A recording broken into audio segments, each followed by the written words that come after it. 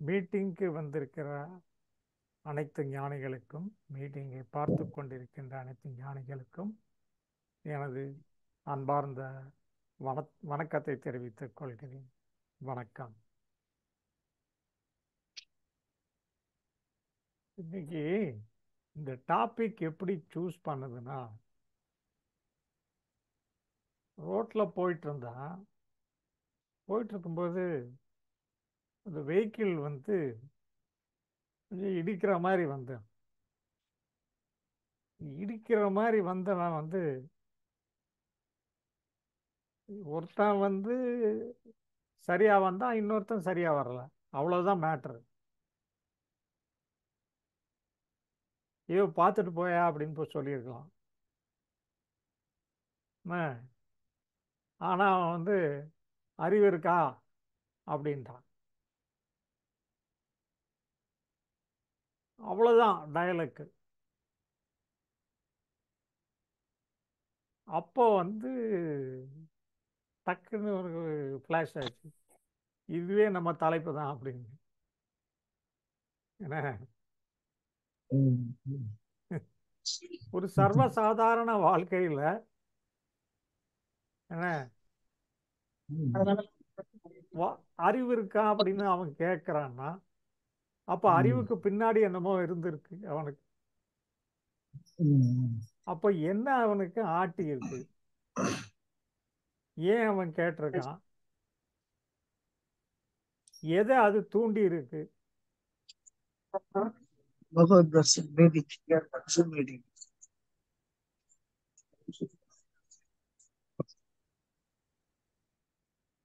அப்படிங்கிறது இதை பத்தி ஏன் நம்ம டிஸ்கஸ் பண்ணக்கூடாது? இதனால என்ன பயன்? நார்மல் வாழ்க்கைக்கு எது புஷ் பண்ணும் நமக்கு? சரி, இதெல்லாம் விடுங்க. வாழ்க்கைக்கு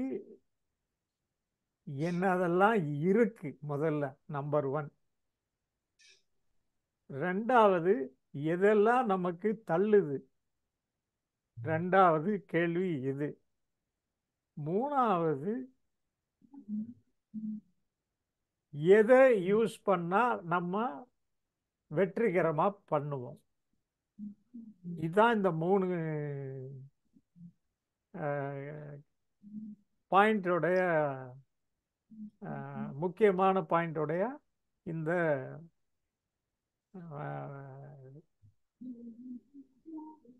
இந்த இந்த ப்ரோக்ராமோடைய பாயிண்ட்டுக்கு இருக்கும். இதை தவிர உங்கள் கேள்விகள் உங்களுடைய கோணங்கள் ஏதாவது இருந்தாலும் சேர்த்து கொள்ளலாம்.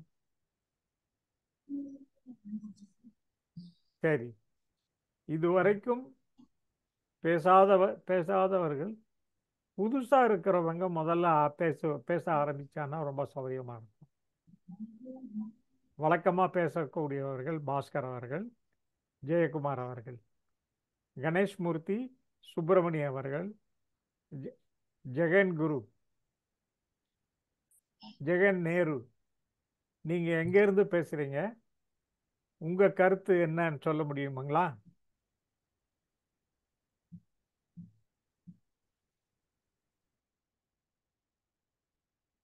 கணேஷ் மூர்த்தி, நீங்க பேச முடியுமா?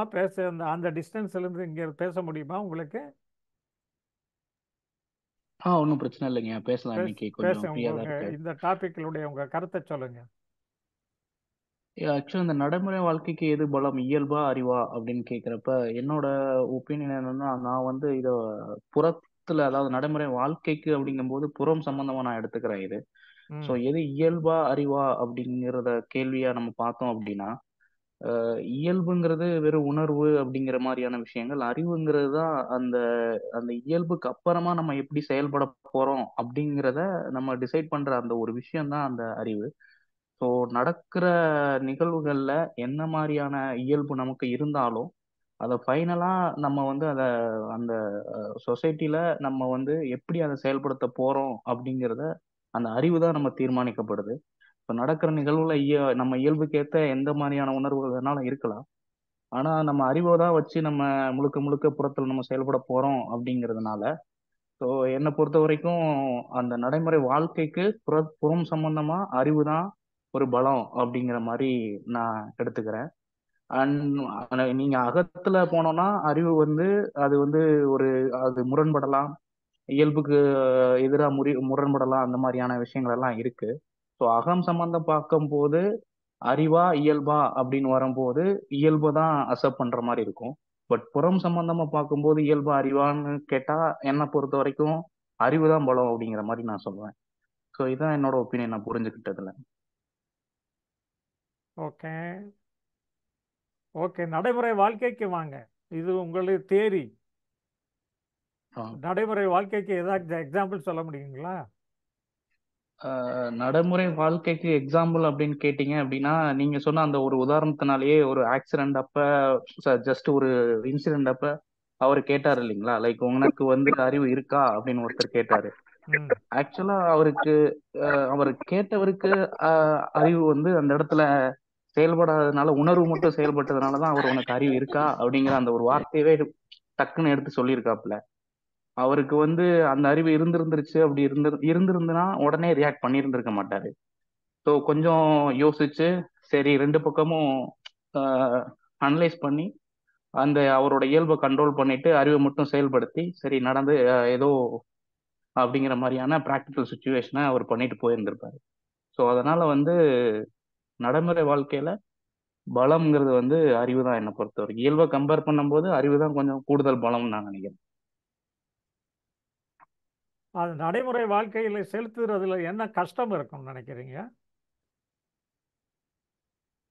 நடைமுறை வாழ்க்கையில உதாரணத்துக்கு செலுத்துறதுக்கான சொல்றேன். இப்போ கஷ்டம். நான் உதாரணத்துக்கு வர்றேன்.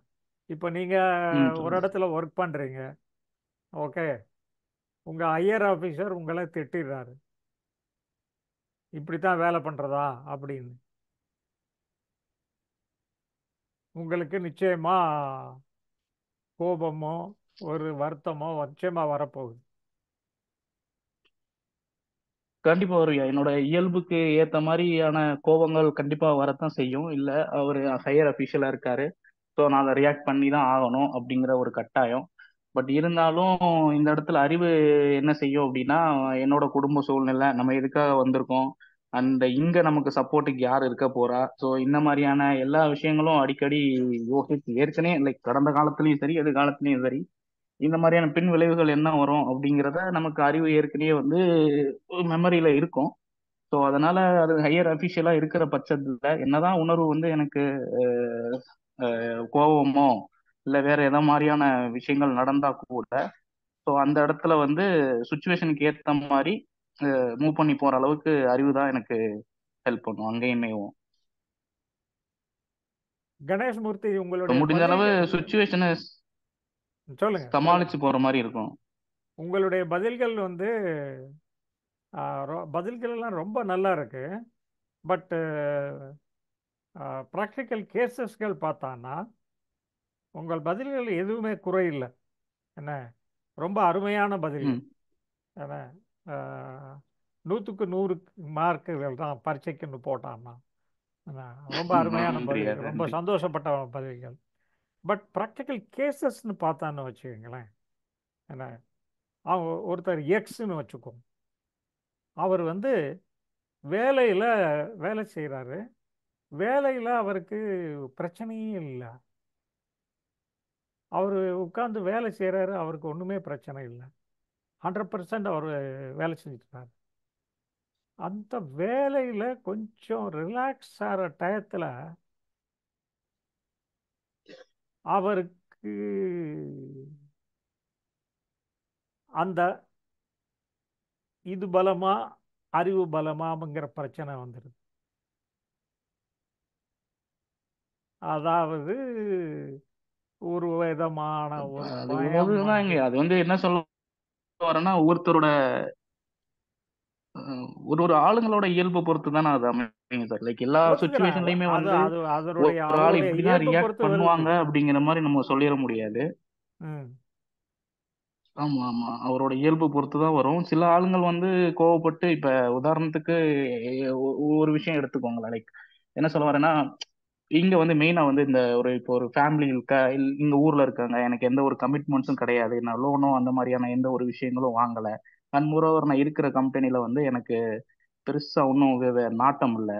ஸோ அப்படிங்கிற பட்சத்துல எனக்கு வந்து அவர் என்னோட ஹையர் அஃபீஷியல் ஏதாவது பேசினாரோ இல்லை அதிகமாக ஒர்க் லோடு கொடுத்தாங்களோ, நான் வந்து டாமினேட் பண்ணி, இல்லை அதெல்லாம் என்னால் பண்ண முடியாது, எல்லாருக்கும் டைம் வேணும், அந்த 8 to 5 தானே, அதுக்கு மேலே நீங்கள் என்ன ஒர்க் வாங்குறீங்க, இன்னொரு நாள் பார்த்துக்கலாம் அப்படிங்கிற மாதிரியான விஷயங்களை சொல்றதுக்கான வாய்ப்பு இருக்கு. அதே சமயத்துல நமக்கு அந்த வேலைங்கிறது முக்கியம், பொருளாதார ரீதியா ரொம்ப முக்கியம், நம்ம பண்ணி தான் ஆகணும் அப்படிங்கிற நேரத்துல நமக்கு என்னதான் சுச்சுவேஷன் மோசமா இருந்தாலும் நம்ம சகிச்சு தான் போகிற மாதிரியான இது எடுக்கிற மாதிரி வந்துடும். ஸோ அதனால அப்போ என்ன டிசிஷனுங்கிறது வந்து அந்த சுச்சுவேஷனை பொறுத்தும் அதுல இருக்க ஆளுங்களோட இதை பொறுத்தும் தான் அமையுமே தவிர ஏதோ ஒண்ணு நடந்துராது இல்லைங்களா. சரி, ஓகே. கணேஷ் மூர்த்தி ரொம்ப அழகா எல்லா பாயிண்ட்டுக்கும் அனலைஸ் பண்ணி ஐயாவுடைய கருத்துக்களை விளக்கி பல கோணங்கள்லேருந்து பதில் சொன்னீங்க. வேற யாரா புதுசாக ஜாயின் பண்ணவங்க? ஜெகன் நேரு புதுசாக ஜாயின் பண்ணியிருக்காங்க. அப்புறம் அழகர் அடிக்கடி பேசியிருக்காங்க, இருந்தாலும் அவங்களும் வாய்ப்பு கொடுக்கலாம். ஜெகன் நேரு, நீங்கள் பேச முடியுமா?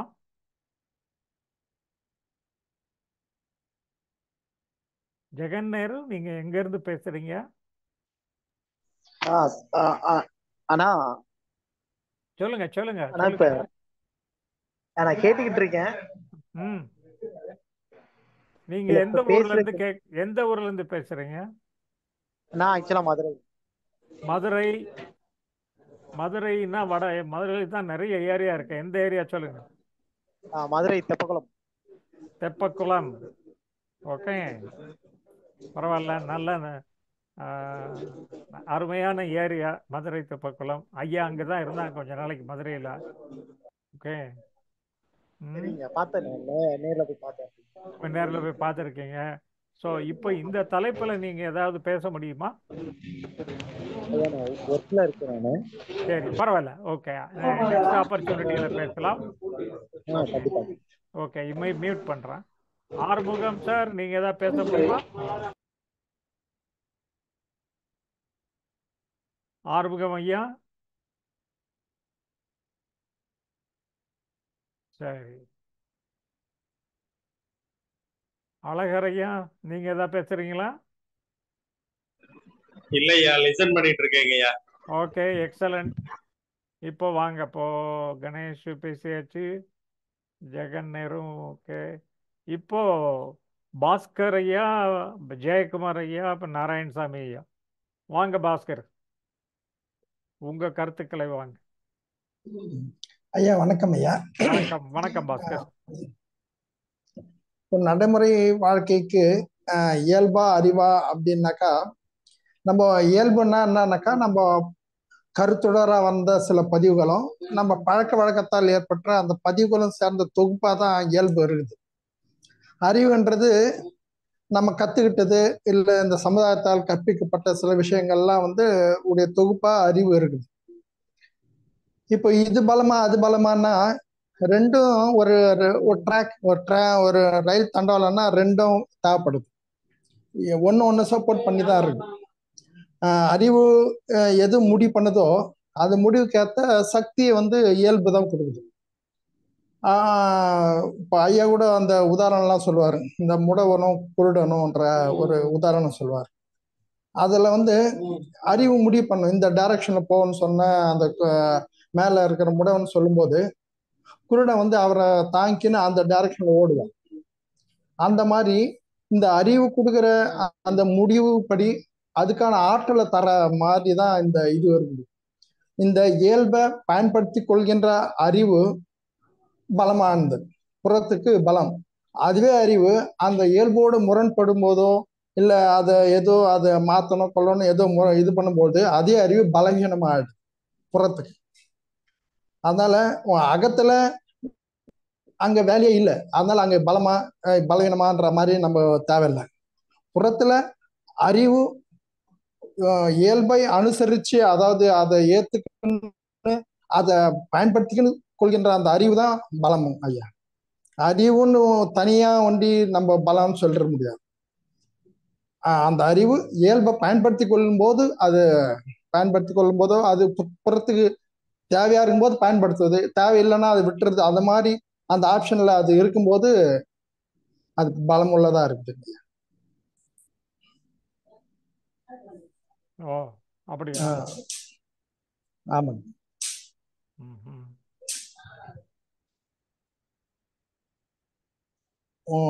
புறத்துல அறிவுன்றது நம்ம இந்த பயன்படுத்தும் போது தான் அறிவுக்கு சக்தியே கிடைக்குது. அது அகென்ஸ்டா நிற்கும் போது அங்க அறிவு கூட முரண்பட்டு செயல்ல கவனம் செலுத்த முடியாம அந்த செயல சிறக்காம போயிடுறதுக்கு நிறைய வாய்ப்பு இருக்கு. அந்த அறிவு கூட அந்த அதை ஏற்பட்டு அந்த முடிவு கத்த மாதிரி அந்த உணர்வு வருது பாருங்க, அந்த இயல்புல இருந்தா அந்த உணர்வு அதை பயன்படுத்தும் போது மிக சிறப்பா செயல்படுத்த முடியும்.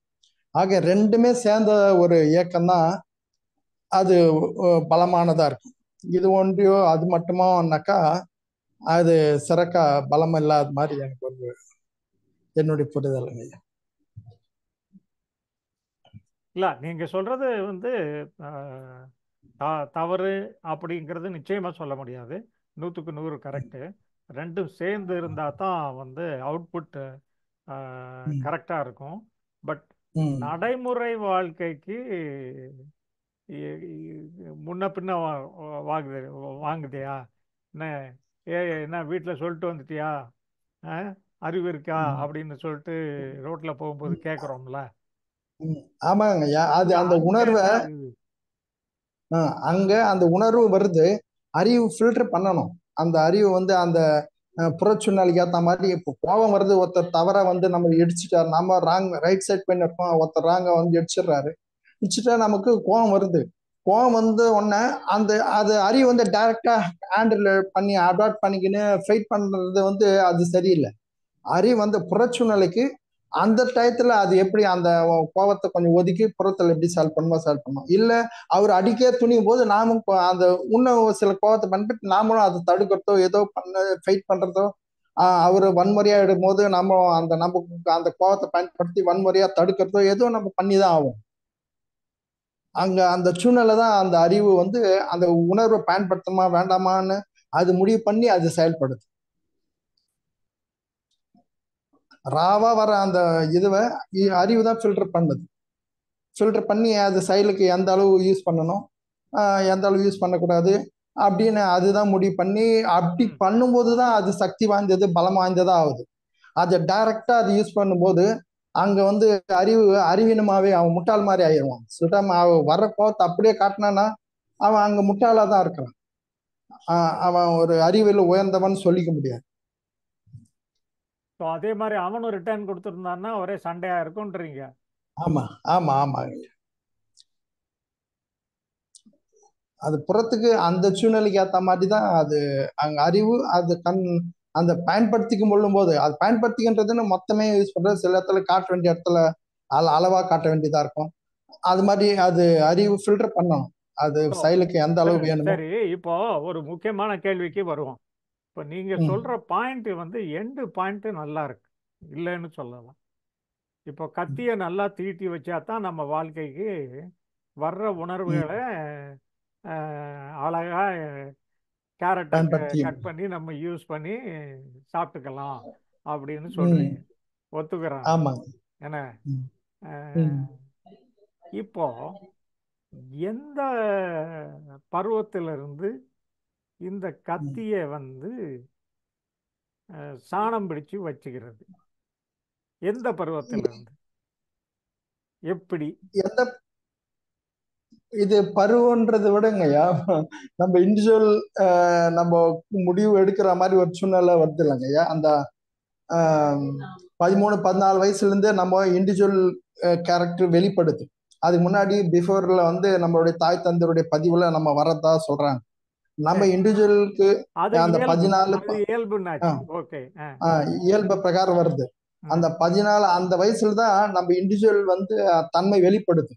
அந்த வெளிப்படத்துல அந்த டயத்துல தான் ஐயாவுடைய புரிதல் அவங்களுக்கு கிடைக்கும் போது அறிவு அவங்களுக்கு அந்த டயத்தில் தான் கிடைக்கணும்.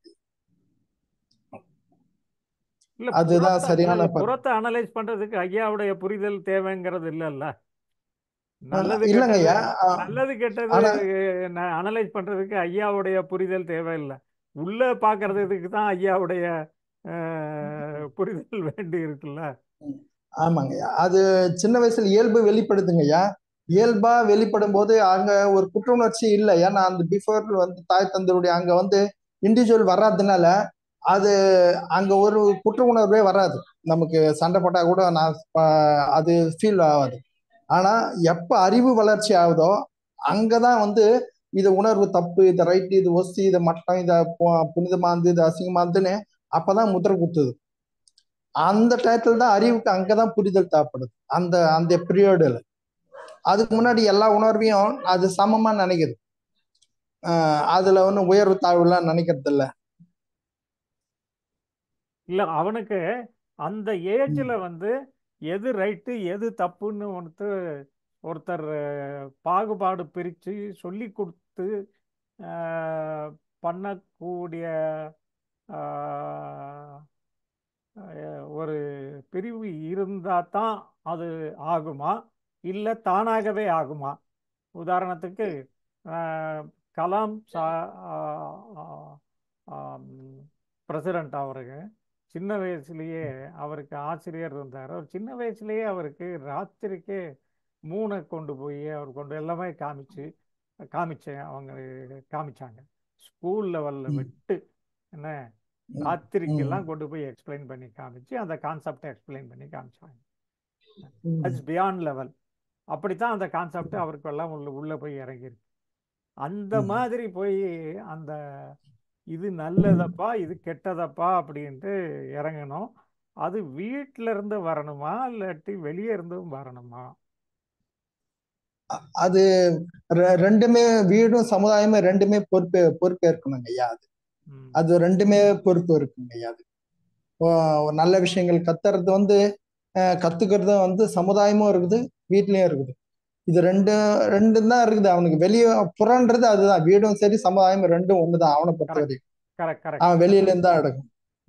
வெளியில இருந்தா அவன் எல்லாமே அந்த ஒழுக்கங்கள்லாம் வந்து சமுதாயம் தான் அவனுக்கு கத்துக் கொடுக்குது. அது வீடா இருக்கலாம் இல்ல சமுதாயமா, அதாவது வெளியே இருந்தா கத்துக்கிறான் எல்லாமே. இது நான் புறப்படுத்த மாட்டேன். அகத்துல ஒழுக்கமும் இல்லை, ஒழுக்கம் எதுவுமே இல்லை, அதனால அங்க வேலை இல்லை. புறத்துல எல்லாமே வந்து வெளியே தான் கத்துக்கிறான். வெளியேன்னா சமுதாயமும் இருக்கலாம், வீடாவும் இருக்கலாம், யாராவது ஒரு நபரா இருக்கலாம்.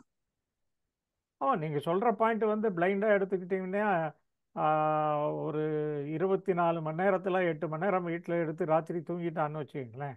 16 மணி நேரம் 16 மணி நேரத்துல 8 மணி நேரம் ஸ்கூல்ல இருக்கான்னா பேலன்ஸ் 8 மணி நேரம் வந்து வெளியே ஃப்ரெண்ட்ஸுகளோட அப்படி இப்படின்னு தான் சுற்றுறானே வெளியே.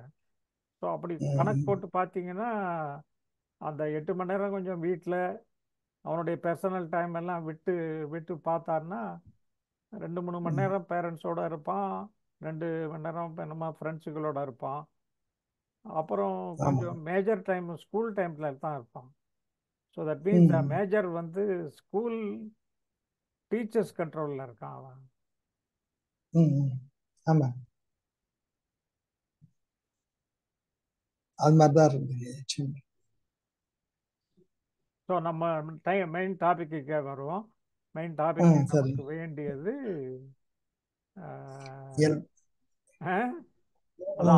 அதான் இயல்பை பயன்படுத்திக் கொள்கின்ற அறிவு பலமானது.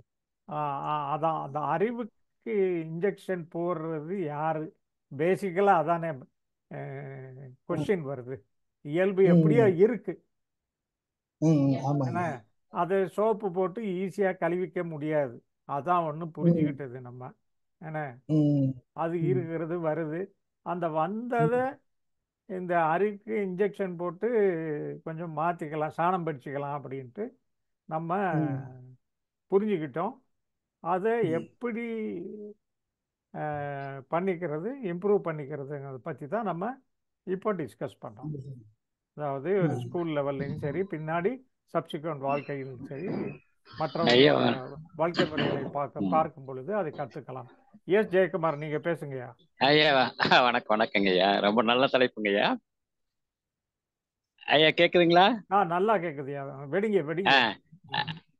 ஐயா நல்ல தலைப்புங்கய்யா. ஆக்சுவலா நடைமுறை வாழ்க்கையின் யதார்த்தமா நீங்க பார்க்க போனீங்கன்னா எல்லாரும் செயல்படுறது இயல்புலதான் செயல்படுறாங்க ஐயா. எப்படி உதாரணமா சொல்லலாம்னு பாத்தீங்கன்னா, ஒருத்தர் கோவக்காரன்னு ஒரு முத்திரை குத்துற, இல்ல சடனா கோவம் வரவரா இருக்கலாம். ஒரு சிலர் பாத்தீங்கன்னா அமைதியானவரா இருக்கலாம். ஒரு சிலர் கோவக்காரனா இருப்பான வெளியே காமிக்காத மாதிரி இருக்காங்க. அப்ப என்னன்னு கேட்டீங்கன்னா, அவருடைய செயல்கள் அவர் இயல்பை சார்ந்துதான் இருக்குங்க. அப்ப இயல்பை சார்ந்து வர்றப்ப அவருடைய வெற்றி தோல்விகள் பாத்தீங்கன்னா ரொம்ப மைனஸாகவும் இருக்கும், திடீர்னு என்ன சொல்லுவாங்க, மிக பிரம்மாண்டமாகவும் இருக்குங்க. ஆனா நடைமுறை வாழ்க்கையில கண்டிப்பா எல்லாரும் இயல்பை பயன்படுத்தி தான் வாழ்க்கையை ரன் பண்ணிட்டு இருக்காங்க. இயல்பு அப்படிங்கிறது அவரோட பிறந்து அவரை வாழ்க்கையை வழிநடத்தக்கூடிய தன்னோட பிறந்த நிலை. கோபக்காரன் இல்லைன்னா அமைதியானவன், எதுவுமே சை டைப். கோபத்திலே பாத்தீங்கன்னா உணர்ச்சியை காமிக்கிற கோபக்காரன் அப்படிங்கிற மாதிரி இருக்குங்க. பட் என்னன்னு கேட்டா, நடைமுறை வாழ்க்கையில நம்ம அறிவை பயன்படுத்துறப்ப மட்டும்தான் சிறந்த நிலைக்கு போக முடியும். அப்ப இயல்பை பாத்தீங்கன்னா பாஸ்கரையா சொன்ன மாதிரி இயல்பை என்னன்னு நம்ம புரிஞ்சுக்கிட்டு, நம்மளுடைய இயல்பு என்னன்னு புரிஞ்சுக்கிட்டு, அந்த இயல்பை பாத்தீங்கன்னா நம்ம அறிவை சார்ந்து யோசனை பண்ண அறிவோட இணைச்சு நம்ம நடைமுறை வாழ்க்கையில போறப்ப பாத்தீங்கன்னா சிக்கல்கள் இல்லாமையும் அதிகப்படியான நம்மளுடைய லாபங்களையும் பார்க்க முடியும். இப்ப நான் பயங்கரமான கோபக்காரன்னு வச்சுக்கோங்களேன். எப்பவுமே என் இயல்பு அப்படிதான் இருக்கு. ஏதாவது பேச போறேன், சடனா கோபப்படுறேன். அப்ப அந்த இடத்துல பாத்தீங்கன்னா எனக்கு அந்த கோபப்படுற அப்படிங்கறதுக்காக நான் நல்லா கருத்தே சொன்னா, ஐயா அவன் கோபப்படுறவனையா அப்படின்னு சொல்லி போட்டு அந்த இடத்துல பாத்தீங்கன்னா எனக்கு அந்த அங்கீகாரமா இல்லைன்னு கேட்டா கிடைக்கிற சரியான விஷயங்கள் கிடைக்காம தான் போகுது.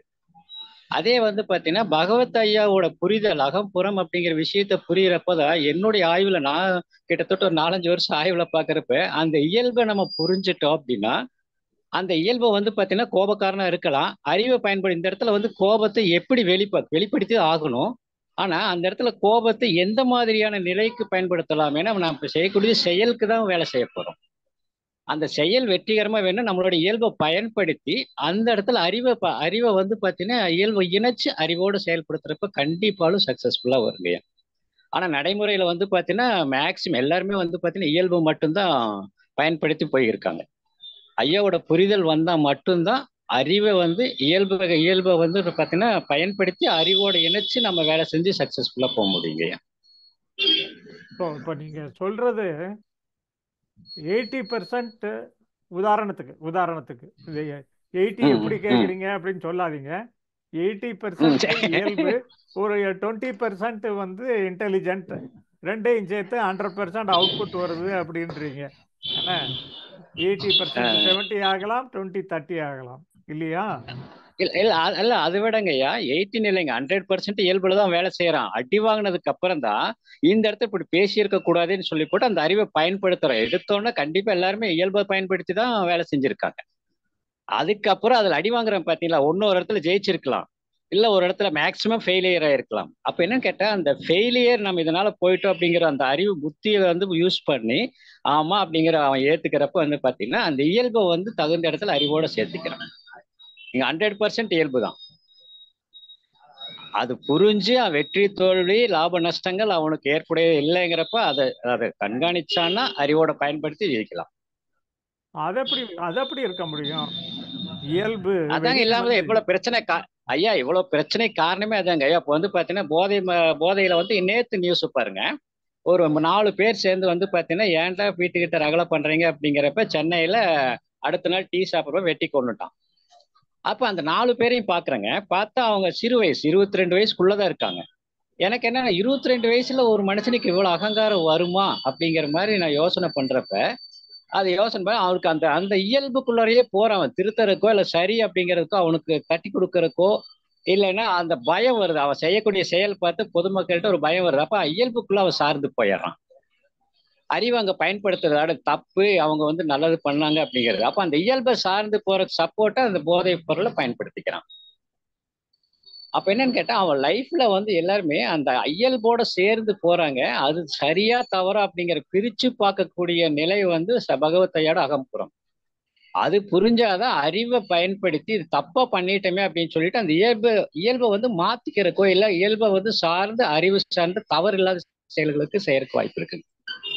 இல்லையா? கொஞ்சம் பாருங்க, இதுல தமிழ்நாட்டு டோட்டல் குவான்டிட்டி ஆஃப் ஜெயில் எவ்வளவுன்னு பார்த்துக்கோங்க. ஜெயிலில் எவ்வளவு பேர் இருப்பாங்க? தமிழ்நாட்டு ஸ்ட்ரென்த்து ஒரு 7 கோடி மக்கள் இருப்பாங்க. ஏன்னா ஜெயிலில் இருக்கிறவங்க எல்லாத்தையும் சேர்த்தாங்கன்னா எவ்வளோ இருப்பாங்க? ஒரு 7 லட்சம் 7 லட்சம் 80 லட்சம் இருப்பாங்களா? இப்போ நீங்கள் இருக்கலாம். சொல்கிற கணக்கு பிரகாரம் பார்த்தீங்கன்னா அது டேலி ஆகாதுல்ல. ஐயா ஆகாதுங்க ஐயா. நான் ஜெயிலுக்கு போய் போக வேண்டியது இல்லைங்க. குடும்பத்தை எடுத்துக்கோங்க. ஒரு இயல்புனால கணவன் மனைவி ஒரு அந்யோனமான உறவு முறையா அழிஞ்சு போகுதுங்களே. இயல்பு நிரூபிக்கிறதுக்காக வந்து பார்த்தீங்கன்னா குழந்தைகளுக்கு அப்பாவுக்கும் அம்மா ஐயா கருத்து இல்லாமல அமைதியா குடும்பம் ஓடுது இல்ல இருக்கு. அது பாத்தீங்க அப்படின்னா பாயிண்ட்ல தான் இருக்குங்க ஐயா. 1.2 பாயிண்ட் அப்படிங்கிற எல்லாரும் அந்த மாதிரி இல்லவே இல்லைங்க. நான் பாத்தீங்கன்னா ஏன் உறுதியா சொல்றேன்னா இதே வேலையவே தொடங்கிட்டு 7 வருஷமா பார்த்துட்டேன். வெளியே பார்த்தா அருமையா இருக்காங்க. நான் உள்ள போய் பாக்குறப்ப அதனுடைய விஷயங்கள் அவ்வளவு மோசமா வச்சிருக்காங்க. அப்ப இது புரிஞ்சது ஒரு இடத்துல சொல்லுங்க ஐயோ. கோபக்காரன்னு ஒரு முத்திரை இருந்தா அவன் எல்லாருக்கிட்டும் கோபமா இருக்கானா? அப்படி இல்ல. மனைவியோ இல்ல நெருக்கமா 2-3 பேர்கிட்ட தான் அந்த கோபமா இருப்பாரு. அவரு வேலை செய்யற இடத்துல எல்லாம் அவரு அது மாதிரி எல்லாருமே கோபக்காரன்னு சொல்றது இல்ல. அவரு யாருக்கிட்ட வெளிப்படுத்துமோ அவர்கிட்ட தான். அதாவது அந்த கோபக்கார முத்திரை கூட ஒரு குறிப்பிட்ட ஆள் தான் சொல்றாங்க.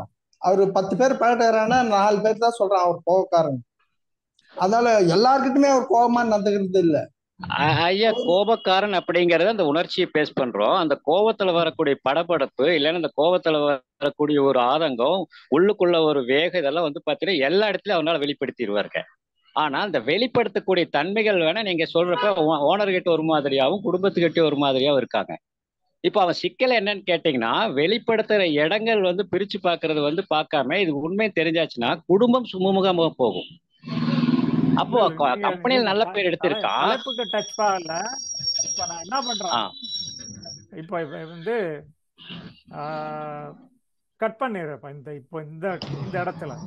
ஓகே, அடுத்தது வந்து உங்க பாயிண்டா கண்டினியூ பண்ணுங்க. எஸ் சார், ஜெயக்குமார் சார் பேசுங்க. ஐயா அதாங்கய்யா, இப்போ இந்த நம்ம செய்யக்கூடிய செயல் நம்ம பேசிட்டு இருக்க அந்த தலைப்பு வந்து பார்த்தீங்கன்னா ஒன்று நம்மளுக்கு சாதகமா பாதிப்போ உருவாக்கி இருக்கலாம். அதுதான் அடிப்படை கருத்தை பார்த்தோம்னா அதுல பாதிப்பு அதிகமா இருக்குமா இல்லைன்னா சாதகம் அதிகமா இருக்குமா அப்படிங்கிற பேஸ் தான் வருதுங்க. இப்ப இயல்புல வந்து இப்போ பாஸ்கரே சொன்ன மாதிரி நான் ஓனர்கிட்ட அந்த கோபத்தை காட்டல, ஆனா கோபம் வெளிப்பட்டு அதை காட்ட முடியாம உடம்புல அழுத்துறப்ப உடம்பு பாதிக்கிறது நிச்சயம். அப்ப அந்த கோபம் அப்படிங்கிற விஷயத்த வந்து அவனோட இயல்பு. அப்ப அறிவோட பயன்படுத்த இடத்துல அறிவு அந்த ஐயாவோட புரிதலுக்குள்ள வந்து நீங்க ஷார்ப்பா இருக்கு. நடைமுறை வாழ்க்கைக்கு எது பலம்? அறிவுதாங்கய்யா. இயல்பா அறிவா? அதான் அறிவுதாங்கய்யா. அறிவு. அறிவேதாங்க, 100% அறிவுதான். கத்தி மாதிரி போட்டீங்க. அறிவு அறிவுதாங்கய்யா. இயல்பா இப்ப ஏன் இயல்பு சொல்றேன்னா நான் சந்திக்கிற மக்கள் எல்லாம் இயல்பா பேஸ் பண்ணி தான் ஓடுறாங்களோ அறிவை யூஸ் பண்றது வந்து பாத்தீங்கன்னா தவறாவே போறாங்க. அதை நேர்ல பாக்குற பாவமாவும் இருக்கு. ஆனா அறிவு தான் 100%ங்க. ஏன்னா அதான் செயலை முடிவு பண்றது. அதாவது ஒரு செயல் நம்ம செய்யறப்ப அந்த அறிவு வந்து எல்லாருக்கும் ஒரே மாதிரி இருக்கும், ஒரே மாதிரி உருவாக்க முடியும். ஆனா இயல்பு ஒரே மாதிரி எல்லாத்தினாலும் உருவாக்க முடியாதுங்க. இயல்பு ஒவ்வொருத்தருக்கும் செப்பரேட்டடு. அப்ப அந்த அறிவு வந்து பாத்தீங்க அப்படின்னா செயலை நிர்ணயம் பண்ணுது, செயலை முடிவு கொடுக்குது, செயலுக்கு வந்து வெற்றி தோல்வி தருது எல்லாமே. அப்ப அறிவு தான் 100% தேவைங்க. குட். அவருடைய அவர் படித்த நாலேஜ் அதெல்லாம் யோசிச்சு அதை வச்சு பண்ணி அதை திங்க் பண்ணி அவர் அரைவ் பண்ணுறது அந்த ரிசல்ட்டு தான் அந்த அவருடைய ரிசல்ட்டை சக்ஸஸை கொண்டாடுறாரு அப்படின்னு. கரெக்ட். அதுதான். ஆமாங்க, அப்படி கொண்டு வராங்க.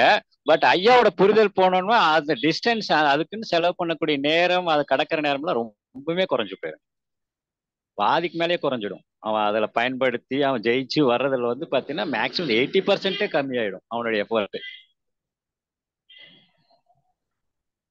அந்த 20% ரெகுலர் வந்து தான் தீரும்.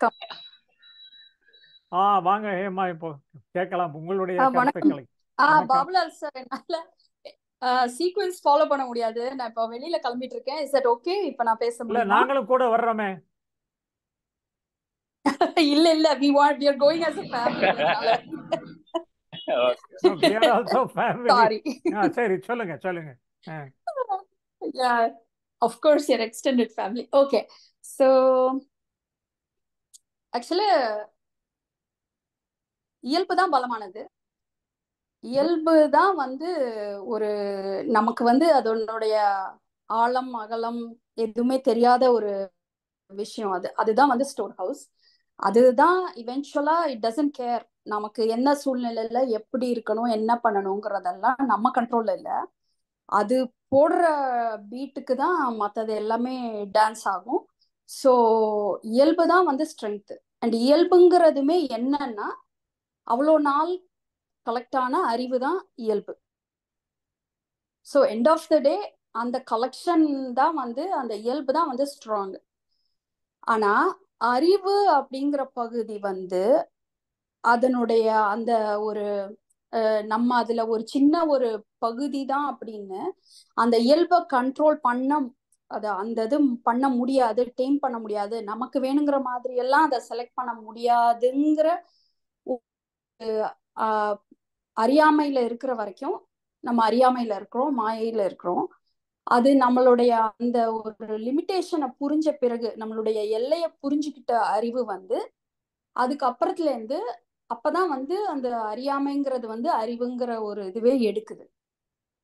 அப்போ அந்த மாதிரி அதனுடைய இயலாமைய புரிஞ்சுக்கும் பொழுது அந்த அந்த வெளிப்படுற இயல்பை வந்து ஒரு சரியான முறையில அது வந்து சேனல் பண்ண முடியுது. அப்பதான் ஏன்னா அது வரைக்கும் வந்து அந்த இயல்புலதான் வந்து தப்பு சொல்லிட்டே இருக்குது அந்த அறிவு, இல்ல அதை தான் வந்து சரி பண்ண பார்த்துட்டு இருக்கு. ஸோ அந்த அறிவினுடைய அந்த எல்லைய வந்து அது புரிஞ்ச பிறகுதான் உண்மையிலே அந்த அறிவுங்கிறதே வந்து வளர ஆரம்பிக்குது. அதாவது ஒரு ஒரு சரியான அறிவா ஆக ஆரம்பிக்குது. ஸோ அப்பதான் வந்து அந்த இயல்போட அந்த அறிவும் அந்த ஃபீட்பேக்கும் சேர்ந்து அது வந்து ஒரு பலமா ஆக ஆரம்பிக்குது. ஸோ எனிவே பலம்னு பார்த்தா எதுவுமே மதிக்காம வெளிப்படுற ஒரு ஆற்றல் வந்து இயல்புக்கு மட்டும்தான் இருக்குது. எந்த சூழ்நிலையில யார்கிட்ட பேசுறோம், எப்படி இருக்கோம், என்ன எதுவுமே இது பண்ணாம அது துப்புற ரியாக்ஷனுக்கு அப்புறம் நம்ம உணரும் பொழுதுதான் ஓ இது நடந்திருக்கா அப்படிங்கிறது தெரியுது. அந்த விதத்துல பார்க்கும் பொழுது எதுக்குமே அடங்காத ஒரு ஓட்டமா இருக்கிற அந்த அந்த ஓட்டத்தை, அந்த ஒரு வேர்ஹவுஸை வந்து நம்ம அதனுடைய எக்ஸ்பிரஷன்ல தான் நம்ம வந்து தெரிஞ்சுக்கிறோம். ஸோ அதுதான் வந்து எப்பயுமே சப்கான்ஷியஸ், அன்கான்ஷியஸ், அந்த டீப்பர் கான்ஷியஸ் தான் எப்பயுமே பலமானது. பட் அந்த கான்ஷியஸா நம்ம சண்டை போடுறத நிறுத்திட்டு அதனுடைய எல்லையை புரிஞ்சுக்கும் பொழுது அந்த அவ்வளோ பலமா உள்ள ஆற்றலை வந்து நம்ம வந்து சரியா வந்து பயன்படுத்துறதுனால நமக்கு வந்து வெளியில வந்து விஷயங்கள் வந்து கொஞ்சம் சீரா நடக்குது. அப்போ அதுவே திருப்பி போய் சேரும் பொழுது அந்த இயல்போட தான் அந்த அறிவும் அந்த செயலினுடைய விளைவு எல்லாமே திருப்பி போய் சேரும். அப்போ அது போய் சேரும்போது இன்னும் அந்த இயல்பு வந்து உள்ள வேற வேற விஷயங்களை வந்து கலெக்ட் பண்ணிட்டே இருக்கு. ஸோ இவென்ச்சுவலா இதுதான் நடக்குது. அந்த அவ்வளோ பெரிய ஒரு பிரம்மாண்டமான ஒரு இதுல வந்து நம்மளால ஒண்ணும் பண்ண முடியாது. அது இயற்கையானதுதான், ஒரு கபடமற்றதுதான், குற்றம் இல்லாததுதான், அதுவே இறைத்தன்மை தான் அப்படிங்கிற ஒரு இதை வந்து இந்த அறிவு வந்து அந்த எல்லையை புரிஞ்சுக்கும் பொழுது அது பலம் பெறுதா இல்லையாங்கிறத விட அது பயனுள்ளதா ஆகுது. இல்லைன்னா அறியாமையிலே இருக்கணும். ஸோ இதுதான் என்னோட புரிதல். இல்லை, இப்போ நீங்கள் சொல்கிறத பார்த்தான்னா உதாரணத்துக்கு சொல்கிறேன். I will convert as an example. அதாவது இயல்பானது ஒரு 10 டன் சர்க்கரை கொடுத்தான்னா அறிவு வந்து டிஃப்ரெண்ட் வெரைட்டிஸ் ஆஃப் ஸ்வீட்ஸாக கன்வெர்ட் பண்ணி கொடுக்கும் அப்படின்ற சொல்கிற மாதிரி இருக்கு. அப்படியா? எப்படி சொல்லுங்க. அதாவது 10 டன் சுகர் இயல்பு கொடுத்ததுன்னா இது 10 டன் வெரைட்டிஸ் ஆஃப் ஸ்வீட்ஸ் பண்ணி கொடுக்கும் அப்படின்ற மாதிரி இருக்கு. ஏன்னா ஜனங்க ஸ்வீட்ஸ் தானே சாப்பிட போடுறாங்க. அந்த மாதிரி இல்ல எனக்கு அது சரியான ஒரு உதாரணமா சிங்க் ஆகலையே. உள்ளேந்து வர்றது வந்து ரா மெட்டீரியல் அதான் வந்து உள்ளே இருந்து வர்றது ரா மெட்டீரியல் சுகர் வந்தாச்சு. ஓகே ஒரு எனர்ஜி வருது. ஆமா அதான் அது ரா அதுதான் வந்து மெட்டீரியல் சுகர் வந்தாச்சு. இது வந்து டைரக்டா ஓகே. அவன் சாப்பிடல. அவனுக்கு வேண்டியது என்ன? ஸ்வீட்டு. இது ஸ்வீட்டை கன்வெர்ட் பண்ணி கொடுக்கறது அவனுக்கு அறிவு. இல்ல அது அத வந்து இந்த இந்த இத ஸ்வீட்டா கன்வெர்ட் பண்ணலாமா காரமா கன்வெர்ட் பண்ணலாமா அப்படிங்கிற மாதிரி இல்ல. அது அது வெளிப்படுற அந்த ஒரு எனர்ஜிய வந்து இப்போ அறிவு வந்து எனக்கு ஸ்வீட் பிடிக்கல, ஸ்வீட் ஏன் தர்ற அப்படின்னு சொல்லிட்டு இருக்கு இப்ப. வெரைட்டிஸ் ஆஃப் ஸ்வீட்டா மார்க்கெட் இந்த வேண்டி மாதிரி இருக்குல்ல.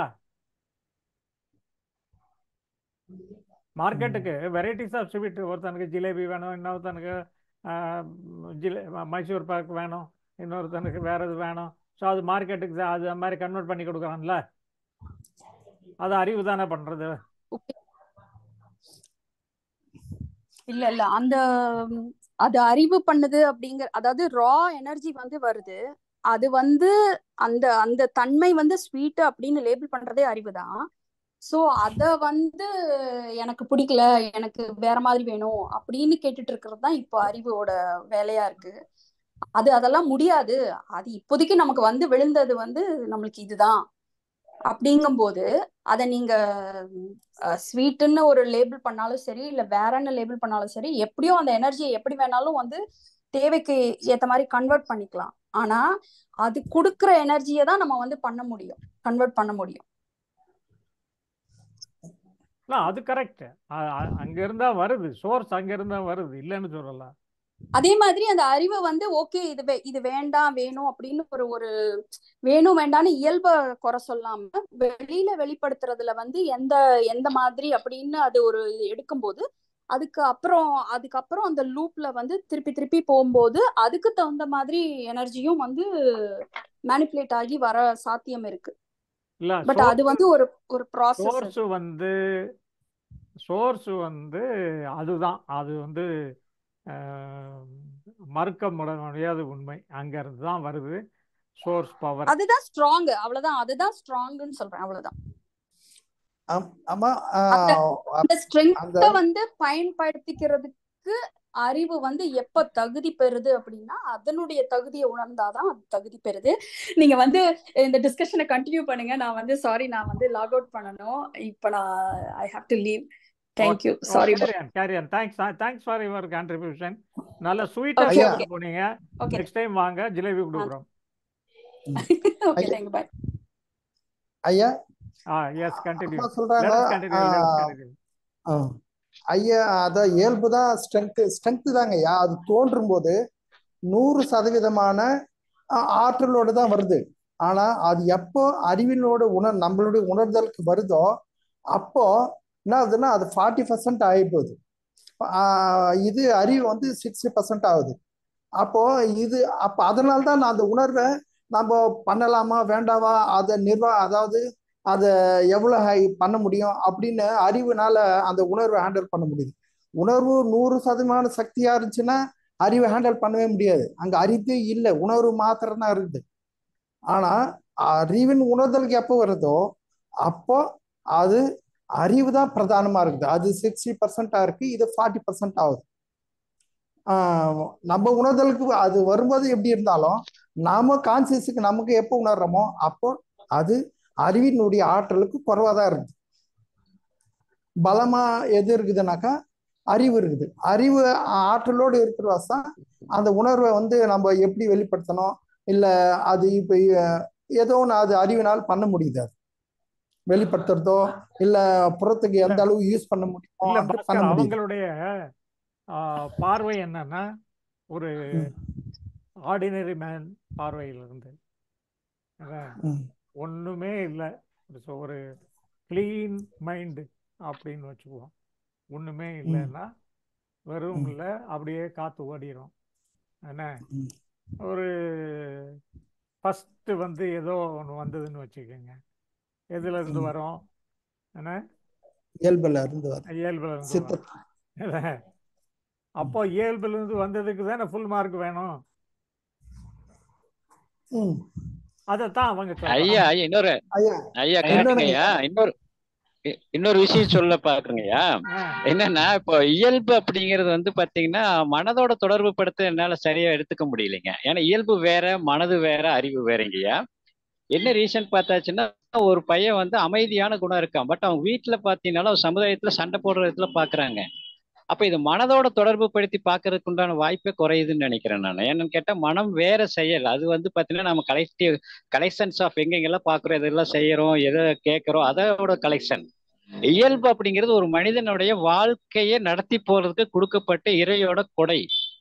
அது அப்ப ஒருத்தன் பார்த்து அமைதியா இருப்பான், அடிதடி பயங்கரமான ரகலக்காரனா இருப்பான். அது எப்படி கண்டுபிடிக்க முடியுங்க? அவன் கண்டுபிடிச்சதெல்லாம் வந்திருக்கு வாய்ப்பு இல்லைன்னு நினைக்கிறேன் இல்லையா?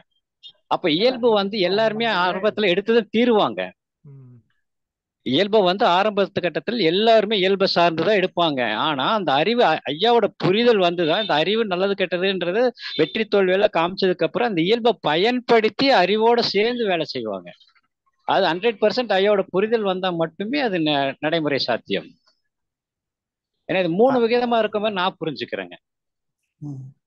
இன்னொன்னுங்க ஐயா, ஐயாவுடைய புரிதலுக்கு முன்னம் கூட யாரோ ஒருத்தர் கருத்து சொல்ல விரும்புறாருங்க. யாரு? கணேசமூர்த்தி. கணேஷ் சொல்லுங்க. கணேஷ் வாய்ஸ் கிளியரா இருக்குங்களா? சொல்லுங்க கணேஷ். இயல்புக்கும் அறிவுக்கும் அப்படிங்கிற ஒரு போட்டி வச்சோம்னா, லைக் இயல்பு பலமா அறிவு பலமா அப்படிங்கிற ஒரு கான்வர்சேஷன் நம்ம வச்சோம்னா நம்ம முக்கியத்துவம் வந்து இயல்புக்கு தான் ஏன் கொடுத்தாங்க. ஏன்னா நீங்க சொன்ன மாதிரி அந்த சோர்ஸ், அந்த ரா மெட்டீரியல் வந்து ஸ்வீட் வந்து அந்த சுகர் வந்து இயல்பு தான். ஸோ அந்த இயல்பை வச்சுதான் அதுக்கப்புறம் தான் நம்ம அறிவை எடுத்தே அந்த இயல்புக்கு ஏற்றுதான் நம்ம அறிவை செயல்படுத்த போறோம். பட் அறிவு இயல்பு வந்து நமக்கு இயற்கையாவே கிடைக்கப்பட்ட ஒண்ணு. அறிவுங்கிறது வந்து இல்ல சாரி கணேஷ், அதுக்கு அந்த சுகருக்கு முன்னாடி கொஞ்சம் பேக்கிங் கொஞ்சம் போட்டிருக்கேன். நடைமுறை வாழ்க்கைக்கு சொல்லிட்டு நடைமுறை வாழ்க்கையில இயல்புங்கிறது இயற்கையாவே அமையப்பட்டிருக்கிறது. அறிவுங்கிறது வந்து நம்ம அனுபவத்தினால கிடைக்கக்கூடியதான் நமக்கு வந்து அறிவு. நம்ம ஒரு அனுபவமும் அதான் நடைமுறை வாழ்க்கைன்னு வரும்போது உணர்வு வச்சு ஒண்ணுமே பண்ண முடியாதுங்க. ஏன்னா உணர்வுங்கிறது வந்து நம்மளோட அது அடக்கம். அதை வெளிப்படுத்துறதுங்கிறது வந்து அந்த நடைமுறை வரைக்கும் பலமா யூஸ் பண்ணணும்னா கண்டிப்பா அறிவுதான் பலமான ஒண்ணு. இயல்பை காட்டிலும் அறிவுதான் வேணும். அறிவு இருந்தா அறிவை வந்து இம்ப்ரூவ் பண்ணிக்கிட்டா தான், அதாவது நீங்க வந்து அந்த அதர் பார்ட்டை வந்து ஒன்றும் பண்ண முடியாது. அது கொடுக்கப்பட்டது, உங்களுக்கு கொடுக்கப்பட்டது, அது இருக்கும் நிச்சயம். இன்னொரு சின்ன கருத்து என்னன்னா, இந்த அறிவாலதான் ஈவன் அந்த இயல்பை கூட நம்ம செம்மைப்படுத்த முடியுங்கிற. நமக்கு அறிவு வந்து நம்ம எப்படி செயல்படுத்துறோமோ அதுக்கேத்த மாதிரி உணர்வுகளை கூட சில சமயங்கள் நம்மளால மாற்றி அமைக்க முடியுது. ஃபார் எக்ஸாம்பிள், ஏதோ ஒரு கட்டத்துல எனக்கு பயம் வருது, ஆனா அந்த பயத்தை வந்து இப்ப நான் ஐயாவோட பார்வையில புரிதல் எனக்கு ஏற்பட்டுருச்சு அப்படின்னா அந்த பயம் கூட இல்லாம என்னால ஒரு சமன் செய்ய முடியும். ஸோ அப்போது அறிவு வந்து இயல்பைய கூட சில சமயங்கள்ல நமக்கு வந்து நார்மல் பண்ணி விடுது. ஸோ அப்ப நடைமுறை வாழ்க்கையில இயல்பை காட்டிலும் அறிவு தான் ரொம்ப பலம் வாய்ந்தது. அதுல அதுக்கு மேல ஒரு பாயிண்ட் என்ன இருக்குன்னா, அறிவை வந்து அங்க ஒரு ஸ்கோப் இருக்கு. நம்ம முயற்சி பண்ணி மாற்றுவதற்கு நம்ம கையில் இருக்கு. வேற இயல்பை மாற்றுவதற்கு நம் கையில் இல்லை, டைரக்டா இல்லை. இது ஒரு முக்கியமான பாயிண்ட். கரெக்ட், 100% உண்மை. ஆமா, கரெக்ட், 100%. நீங்க முயற்சி பண்ணீங்கன்னு வச்சுக்கோங்க. இப்போ உதாரணத்துக்கு எடுத்துக்குவோம், உங்களுக்கு மெக்கானிக்கல் இன்ஜினியரிங் தெரியாது. நீங்க மெக்கானிக்கல் இன்ஜினியரிங் 3 வருஷமோ 5 வருஷமோ படிச்சீங்கன்னு வச்சுக்கோங்களேன், நீங்க வந்து அதுல எக்ஸ்பர்ட் ஆயிடலாம். அங்கிருந்து ஒரு ஸ்பெஷல் டிசைன் படிச்சீங்கன்னா ஒரு ஸ்பெஷல் டிசைனர் ஆயிடலாம். இது எங்க இருந்து வந்தது? அங்க இருந்தா வந்தது இல்லையா? அதை நம்ம ஞாபகத்துல வச்சுக்கணும். ஸோ அதை வந்து நம்ம வாங்கிக்கலாம். அது பாயிண்ட் நம்பர் 1. பாயிண்ட் நம்பர் 2 என்னன்னா, சப்போஸ் உங்களால பண்ண முடியல, ஆனா உங்களுக்கு வேணும், இது போய் கடன் வாங்கலாம். என்ன சொல்றேன், கடன் வாங்கலாம் அப்படின்னா, சரி, உங்களுக்கு உதாரணத்துக்கு சொல்கிறேன். உடம்பு சரியில்லை, ஒரு டாக்டர் பார்க்கலாம். அவர் டாக்டர் வந்து அந்த ஃபீல்டு நமக்கு தெரியாத ஃபீல்டு, அது அந்த எக்ஸ்பர்ட்டை கன்சல்ட் பண்ணி அதுக்கு வேண்டிய மருந்து மாத்திரைகள் வாங்கலாம். இப்போது ஆர்டிஃபிஷியல் இன்டெலிஜென்ஸு நிறைய வந்திருக்கு. உங்களுக்கு ப்ராக்டிக்கல் ப்ராப்ளம்ஸ் நிறைய இருக்கும். அவங்க எக்ஸ்பர்ட்ஸை கன்சல்ட் பண்ணான்னா சொல்யூஷன்ஸ் இமீடியட்டாக கொடுக்குறாங்க. ரெடிமேட் சொல்யூஷன்ஸ் இருக்கு. ஸோ அந்த அறிவு அப்படிங்கிறத வாங்கிறது, கடன் வாங்கிறது, பைசா கொடுத்து வாங்கிறது, அதெல்லாம் ரெடிமேடாக இருக்கு.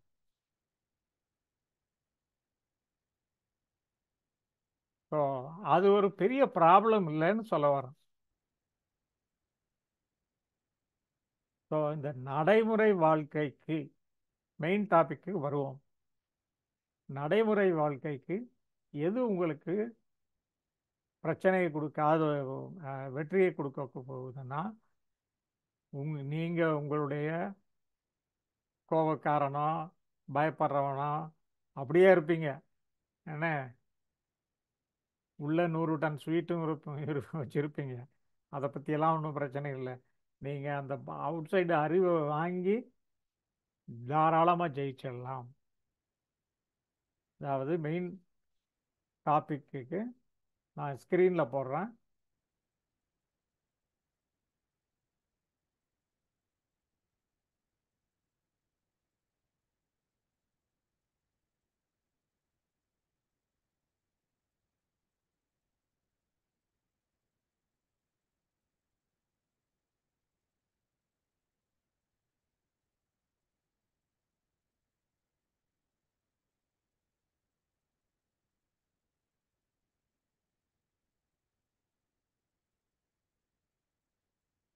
அதாவது நடைமுறை வாழ்க்கைக்கு தெரியுதுல்ல, நடைமுறை வாழ்க்கைக்கு எது பலம், இயல்பா அறிவா? இயல்பு நம்ம இருக்கு, அதை வந்து நம்ம ஜாஸ்தியாக டியூன் பண்ணிக்க முடியாது. அறிவு தான் நம்மகிட்ட மாற்றிக்கொள்ளக்கூடிய, இம்ப்ரூவ் பண்ணி கொள்ளக்கூடிய. எல்லாரும் என்ஐடி அது இதுன்னு சொல்லிட்டு ஓடுறாங்க, ஆனால் அதுக்கு தான். ஓகே, ஸோ இம்ப்ரூவ் பண்ணி மேலும் மேலும் வளர்வதற்கு ஒரு வாய்ப்பு இருக்கு.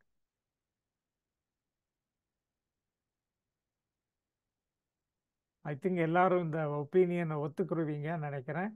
மாற்று கருத்து யாராவது இருந்தால் சொல்லலாம்.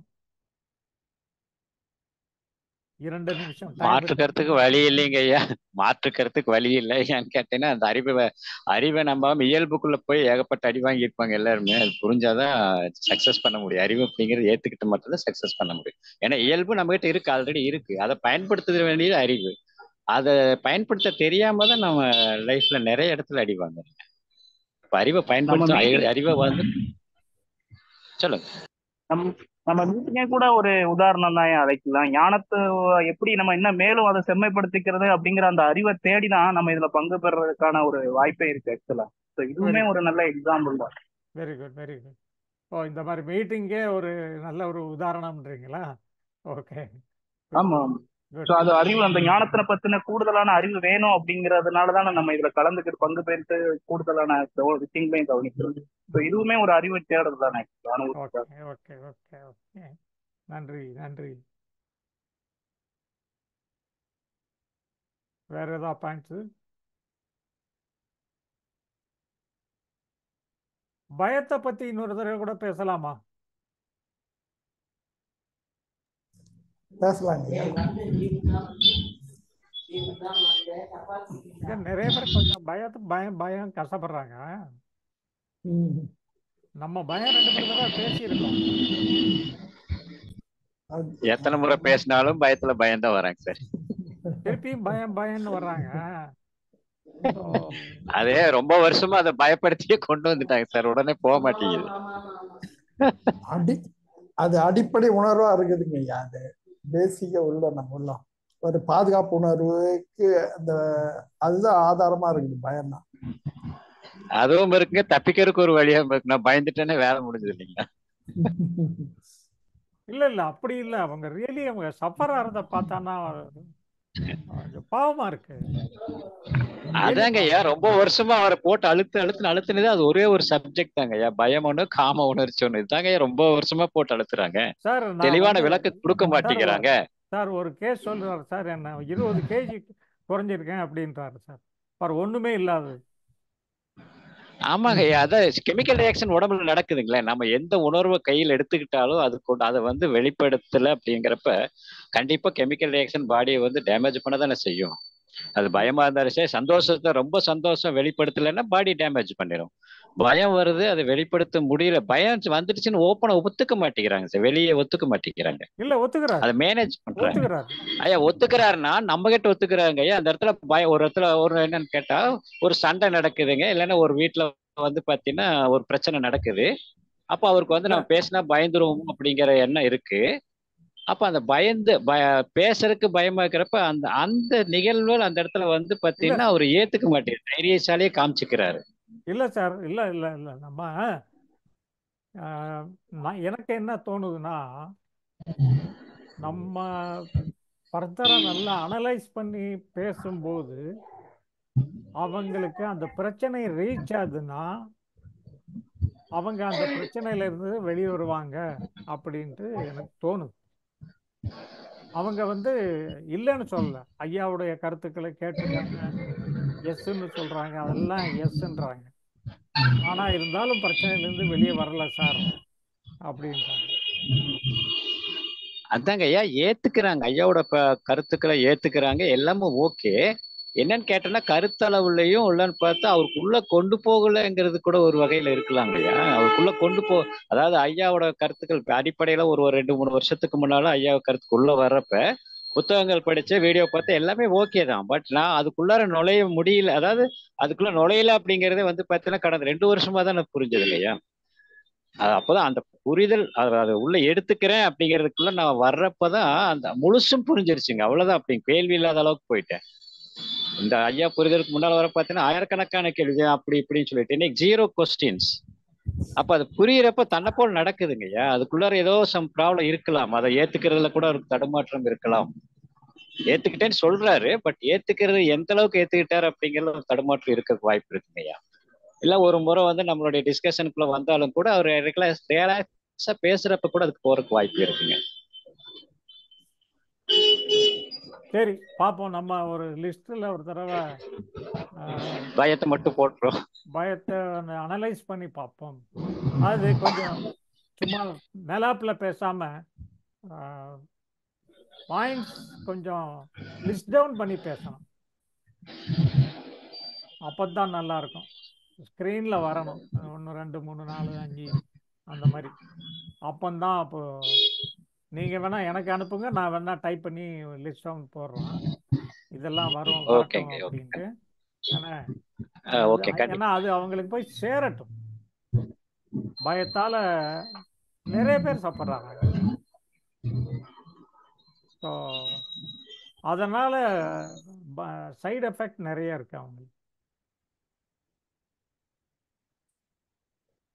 ஐயா சைடு எஃபெக்ட் அப்படிங்கறது உயிரே மாச்சிக்கிற அளவுக்கு போயிருக்காங்க ஐயா, உயிரவே இழக்கிற அளவுக்கு எல்லாம் போயிருக்காங்க பயத்தினால. அது நிறைய கேள்விப்பட்டிருக்குங்க ஐயா, பார்த்து 1 2 பார்த்துருக்கேன், நிறைய கேள்விப்பட்டிருக்கேன். ஒருத்தர் அதாவது ஆரம்பத்துல வந்து எனக்கு ஸ்டொமக் சரியில்லைன்னு தான் ஆரம்பிச்சாரு,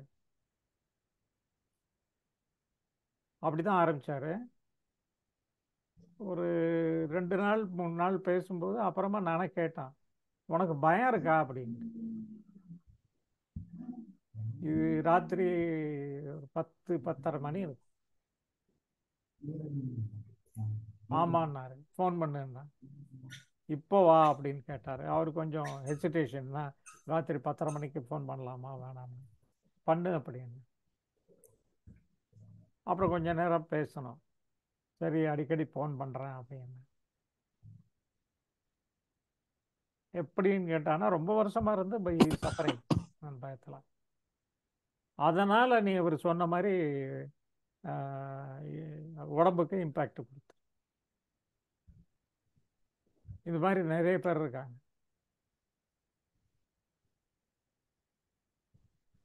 சரி, டைம் ஆயிடுச்சு, நம்ம டைம். ஓகே, ஸோ ஒரு பயத்துக்கு ஒரு நாள் பாயிண்ட்ஸுகள் அக்குமுலேட் பண்ணி வைங்க. அதுக்காக நம்ம தனியாக ஒரு செஷன் வச்சுக்குவோம். ஓகே, ஸோ ப்ரோக்ராமுக்கு வந்திருந்த அனைத்து ஞானிகளுக்கும், ப்ரோக்ராமை பார்க்கின்ற அனைத்து ஞானிகளுக்கும் எனது அன்பார்ந்த நன்றியை தெரிவித்துக் கொள்கிறேன். வணக்கம். நன்றிங்க ஐயா. நன்றி ஐயா.